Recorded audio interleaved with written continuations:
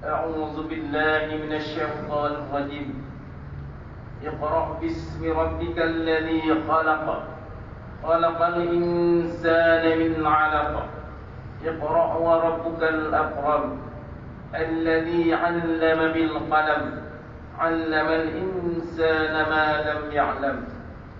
أشهد أن لا إله إلا الله وحده لا شريك له وأشهد أن محمدا عبده ورسوله. اللهم صل وسلم على سيدنا محمد وعلى آله وأصحابه ومن تبعهم بإحسان إلى يوم الدين. أما بعد فيا عباد الله اتقوا الله حق تقاته ولا تموتن إلا وأنتم مسلمون. Sidang hadirin yang dirahmati Allah, marilah kita bersama-sama meningkatkan ketakwaan kepada Allah Subhanahu wa Ta'ala dengan menunaikan segala perintahnya dan meninggalkan segala larangannya. Semoga kita beroleh kejayaan, kebahagiaan dan keselamatan di dunia dan di akhirat. Tajuk khutbah kita pada hari ini bukan sekolah, bersediakah kita? Sidang jamaah yang dirahmati Allah sekalian, ilmu dan pendidikan yang sempurna berperanan penting dalam memelihara serta membentuk fitrah insani sebagai hamba Allah Subhanahu wa Ta'ala. Ia bertujuan memudahkan manusia mengendalikan urusan hidup secara terurus bagi memarah dan memakmurkan dunia sebagai persinggahan yang indah sebelum ke alam akhirat.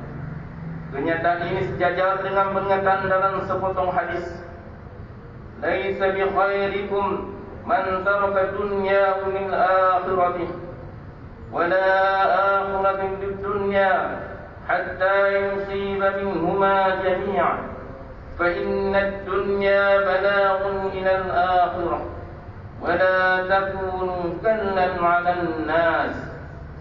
Yang bermaksud, bukanlah baik di kalangan kamu orang yang tinggalkan dunia kerana akhiratnya, dan bukanlah baik orang yang tinggalkan akhirat kerana merebut dunianya, sehinggalah ia mendapat kedua-duanya. Demi sesungguhnya dunia itu adalah jambatan ke akhirat, dan jangan kamu jadikan diri kamu bebanan kepada orang lain.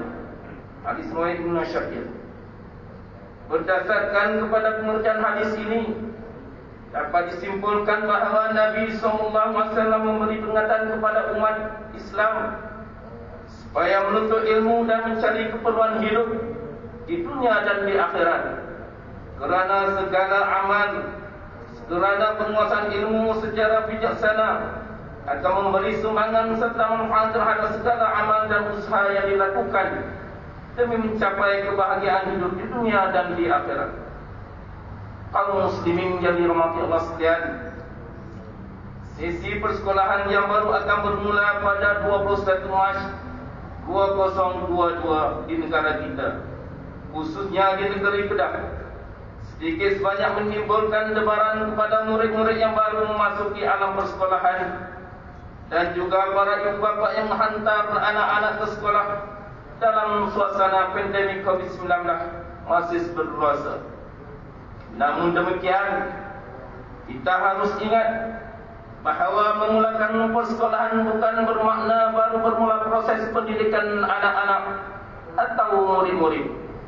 Begitu juga kewujuban sekolah dan kehadiran guru bukan berarti ibu bapa berlepas tangan daripada kewajipan mendidik anak, kerana hakikatnya pendidikan awal bermula dari rumah lagi. Untuk itu, bagi memastikan keharmonian dan keselamatan warga sekolah, terutamanya pelajar-pelajar daripada dijangkiti COVID-19, semua pihak sama ada sekolah, ibu bapa, termasuk para pelajar sendiri, mempunyai peranan yang amat penting dalam mempraktikkan norma baru kehidupan seperti yang ditetapkan oleh pihak kerajaan. Memandangkan betapa berharganya kesihatan diri, maka sewajarnya kita berusaha menjaganya dengan sebaik-baiknya dalam usaha menjaga dan menghindarkan diri terkena apa-apa penyakit, khususnya COVID-19 ini, maka kita perlulah menitik beratkan soal kebersihan dan penjagaan dalam suasana keadaan.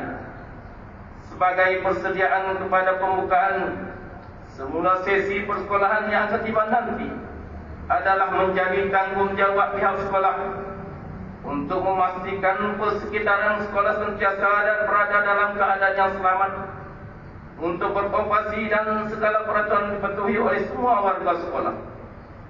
Hanya guru, pelajar dan staf yang sihat sahaja yang dibenarkan untuk hadir ke sekolah. Selain itu, penerangan, peringatan dan pendidikan berterusan mengenai penularan jangkitan COVID-19 perlu diberikan kepada murid, guru dan warga sekolah. Perincian berkaitan dengan kepentingan menjaga kesihatan diri seperti mencuci tangan dan menggunakan sanitasi tangan, iaitu hand sanitizer, penggunaan pelitup muka, serta kepentingan mengamalkan penjarakan sosial sekurang-kurangnya 1 meter dalam semua aktiviti amat penting untuk dipahami oleh mereka dan diamalkan setiap masa. Sidang jemaah yang dikasihi Allah sekalian, ibu bapa atau waris pelajar-pelajar pula tidak terlepas daripada memastikan anak-anak mereka sentiasa berada dalam keadaan sihat, menjaga kebersihan diri dan tidak menunjukkan gejala-gejala awal COVID-19 sebelum hadir ke sekolah. Selain itu, ibu bapa perlu membantu anak-anak mereka untuk belajar mengikut kemampuan masing-masing dan dalam masa yang sama sentiasa memberikan motivasi kepada anak-anak terus belajar.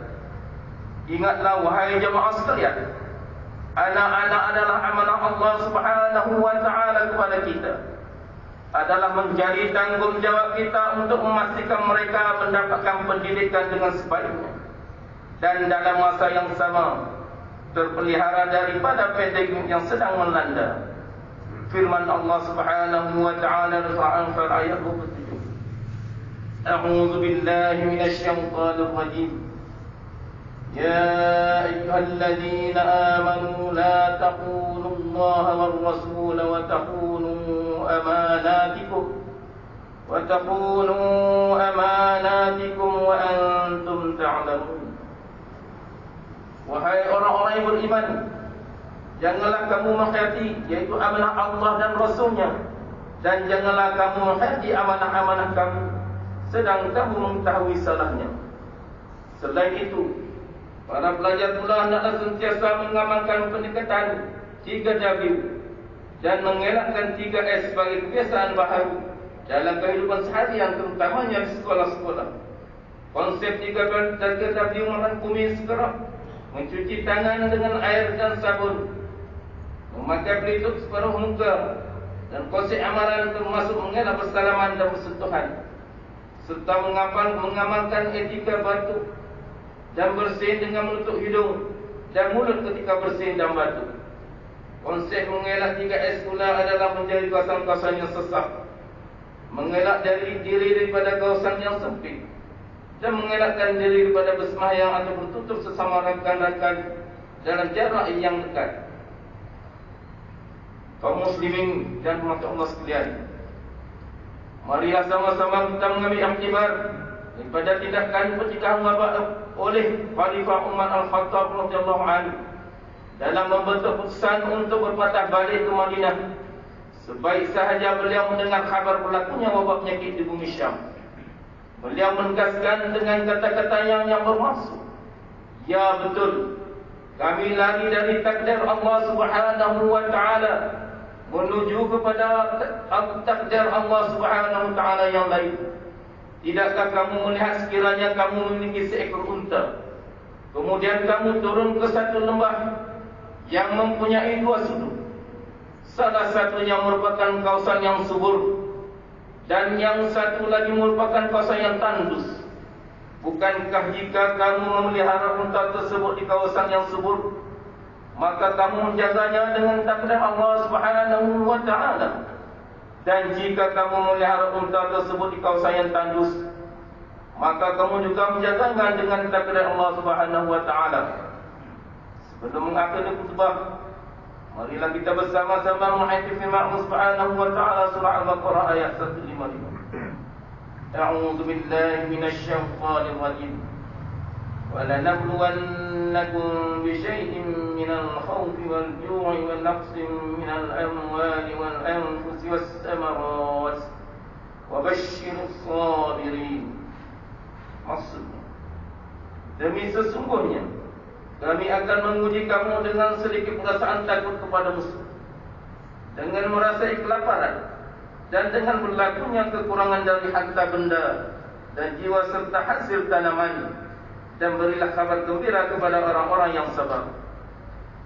Barakallahu li wa lakum fil Qur'anil 'azim wa nafa'ani wa iyyakum bima fihi min al-ayati wa dzikril hakim. Wa taqabbal minni wa minkum tilawatahu innahu huwas sami'ul 'alim. Aqulu qawli hadha wa astaghfirullahal 'azim li wa lakum wa li sa'iril muslimina wal muslimat wal mu'minina wal mu'minat fastaghfiruhu فيا فوز المستغفرين ويا نجاة التائبين. اللهم صل وسلم وزد وعظم وانعم وتفضل وبارك بجلالك وكمالك على ذين عبادك واشرف عبادك سيد العرب والعجم وإمام طيبة والحرم أبي القاسم سيدنا ومولانا محمد وعلى آله وصحبه وسلم. ورضي الله تبارك وتعالى عن كل الصحابة أجمعين.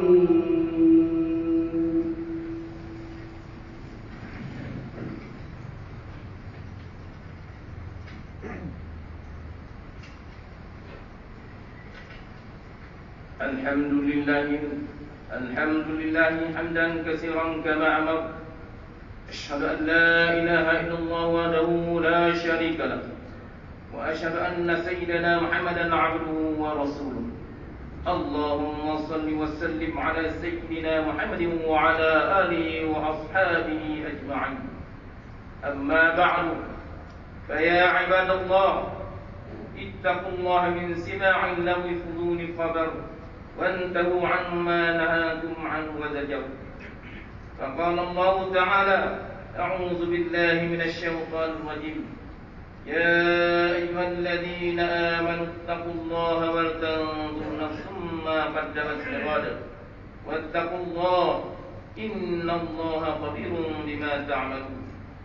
وقال تعالى: إن الله وملائكته يصلون على النبي يا أيها الذين آمنوا صلوا عليه وسلموا تسليما. اللهم صل على سيدنا محمد وعلى آله وأصحابه أجمعين. وارض اللهم عن الخلفاء الراشدين سادتنا أبي بكر وعمر وعثمان وعلي وعن باقي الصحابة والقرابة والتابعين ومن تبعهم بإحسان إلى يوم الدين. اللهم اغفر للمسلمين والمسلمات والمؤمنين والمؤمنات الأحياء منهم الأموات إنك سميع قريب مجيب الدعوات يا قاضي الحاجات يا رب العالمين. اللهم آمنا في أوطاننا وأصلح أئمتنا وولاة أمورنا واشمل اللهم بعنايتك وتوفيقك مولانا الملك السلطان صالح الدين ابن المرحوم سلطان بديشة وولي عليه اسم الأمير تنكو شرف الدين بديشة ابن السلطان صالح الدين وجميع الأسرة الملكية. اللهم وفقهم للسادة وأصلح بهم العباد والبلاد واجعل التقوى لهم خير الزاد إنك رؤوف رحيم جواد يا لطيفا بالعباد يا أرحم الراحمين. عباد الله، إن الله يأمر بالعدل والإحسان وإيتاء ذي القربى وينهى عن الفحشاء والمنكر والبغي يعظكم لعلكم تذكرون واذكروا الله العظيم يذكركم واشكروه على نعمه يزدكم